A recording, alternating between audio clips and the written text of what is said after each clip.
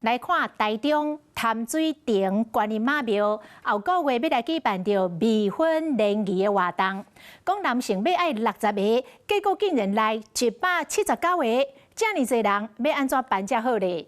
这庙方特别甲元老星君来跋杯，选出着70个真命天子。一杯。大家轮流跋杯，由元老决定什么人会当参加未婚联谊活动。因为这摆活动报名伤过踊跃，男性的朋友来179位，敢会当录取60位。为了公平起见，只有请元老亲身来主持公道。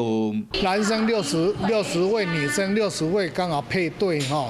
现在就是因为男生报名了，将近200名。 庙方表示讲，第3届真爱找幸福的未婚联谊活动，打算伫10月12要举办。因为前2届正成功，所以讲第3届一个开放报名人数虽超过。现在目前我们女生尚有缺额，若您有兴趣的话，赶快来报名。